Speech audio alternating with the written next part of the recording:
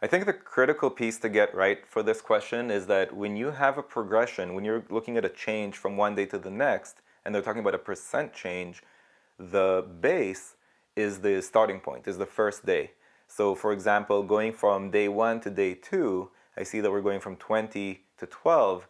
When we want to figure out the percent change, we need to look at the difference of 8 over 20, not over 12. It's 8 over 20 because 20 is where we started. So 8 over 20, what is that as a percent? I'll just expand it by a factor of 5 because I want my denominator to be 100. And so 8 over 20, that's like 40 over 100. So that's a 40% decrease. Now going from day 2 to day 3, we're going from 12 to 18. That's a difference of 6, which we should divide by the 12 because that's the starting point going from day 2 to day 3. And 6 out of 12, that's half, so that's 50%. So it looks like the change from day 2 to day 3 was a more significant change as a percent than the change from day 1 to day 2. So now that we've established a 50% change from day 2 to day 3, I can ignore any percent changes that are less than that because the question just wants the biggest one in magnitude.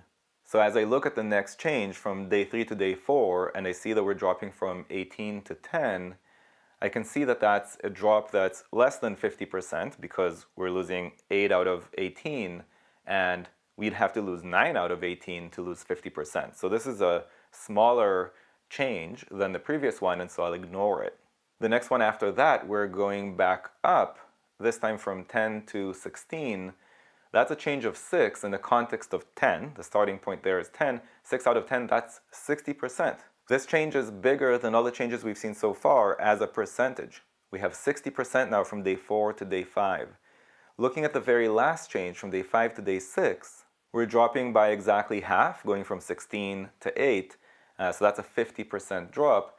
And it looks like the biggest change as a percent was the previous one, the one that was a 60% increase. And that was a change from day 4 to day 5. So answer choice D is looking pretty good right now. If you found this video useful, go to quantreasoning.com for a lot more where that came from. You should also click that like button and let me know in the comments below what you'd like me to make future videos about.